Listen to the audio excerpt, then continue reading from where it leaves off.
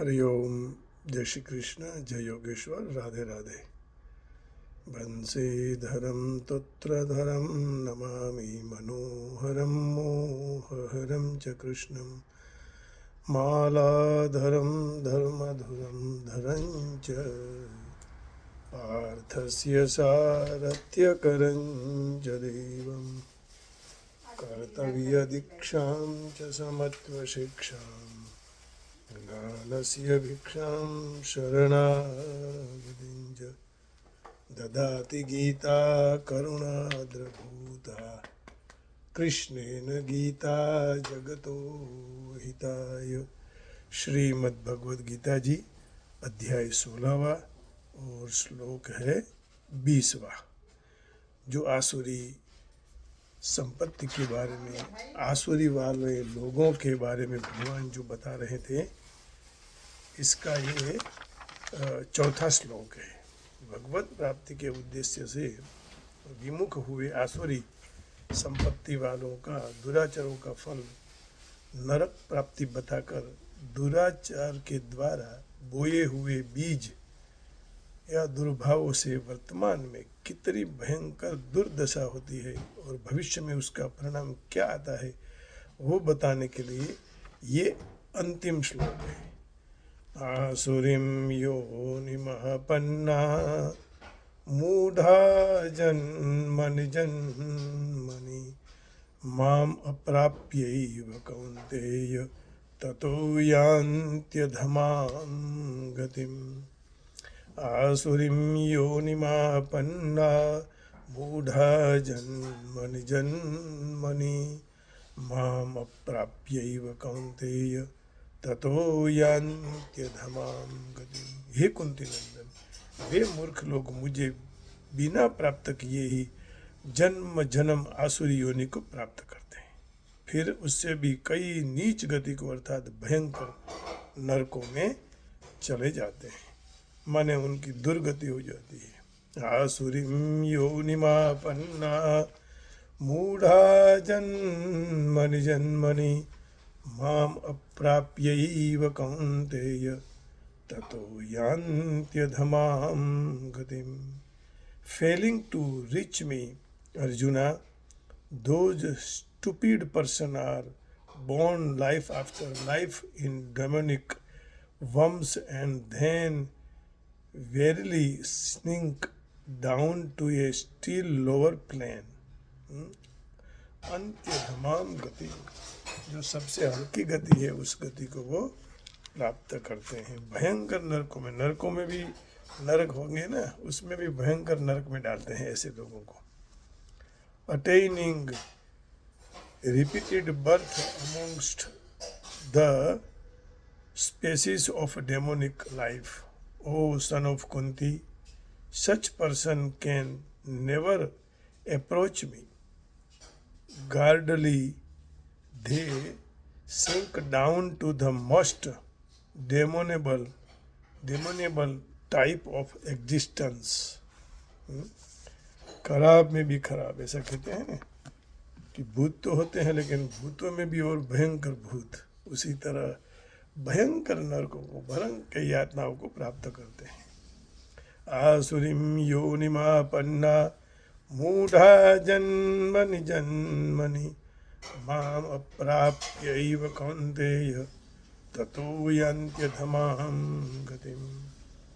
पीछे श्लोक में भगवान ने आसुरी मनुष्य को बारंबार पशु पक्षी आदि योनियों में डालने की बात कही।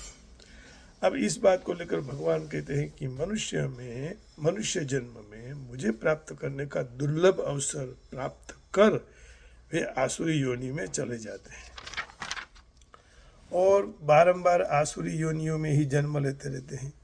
फिर क्या होता है? माम अप्राप्यैव। इस पद से भगवान पश्चाताप के साथ कह रहे हैं कि अत्यंत कृपा करके मैं जीवन में मनुष्य शरीर देकर अपने खुद का उद्धार करने की तक देता हूँ। ऐसा विश्वास था कि वो अपना उद्धार कर लेंगे, परंतु यह नराधम इतने मूढ़ और विश्वासघाती निकले कि शरीर से मेरी प्राप्ति करनी थी। साधन धाम मोक्ष कर द्वारा, पाही न जे परलोक संवारा। यह साधन जो भगवत प्राप्ति के लिए यह मानव देह मिला है, उसको बिगाड़ दिया।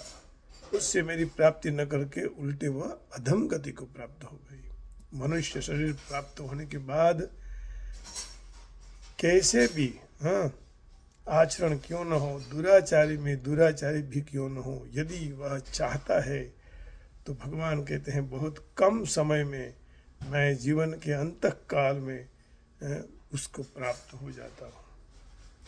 9वें अध्याय के 30वें और 31वें श्लोक में भगवान कहते हैं।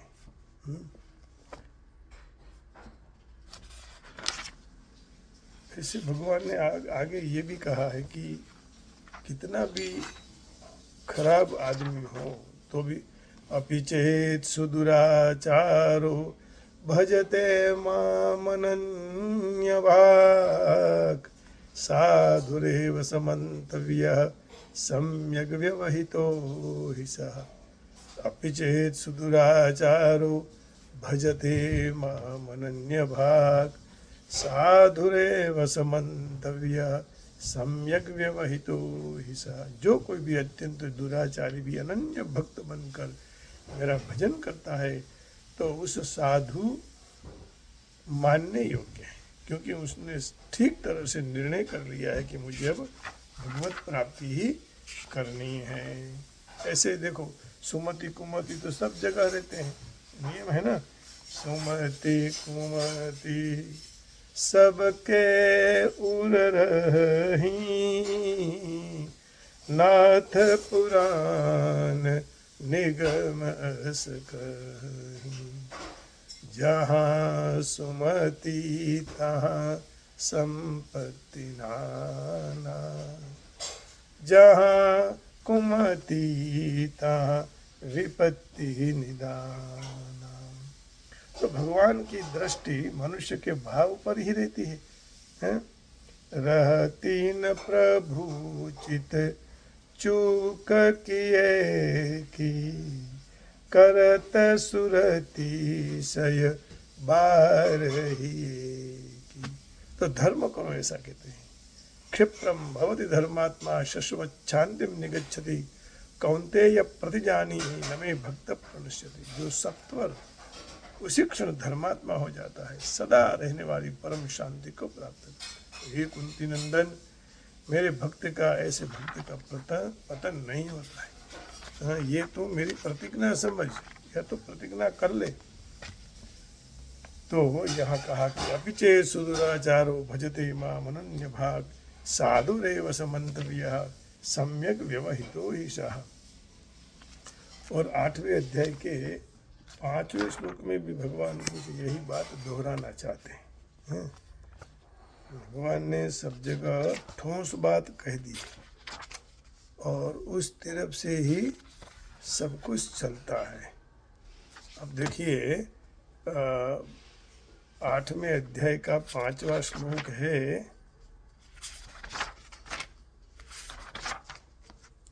अंतकाले च मामेव स्मरन् मुक्त्वा कलेवरं, यः प्रयाति त्यजन् देहं, यः प्रयाति समद्भावं, नास्त्यत्र याति नास्त्यत्र संशयः। अंतकाले च मामेव स्मरन् मुक्त्वा कलेवरं, यः प्रयाति समद्भावं, याति नास्त्यत्र संशयः। जो भी मनुष्य अंतकाल में भी मेरा स्मरण करता रहे तो शरीर को छोड़कर मेरे स्वरूप को ही प्राप्त होता है, उसमें कोई संदेह नहीं है।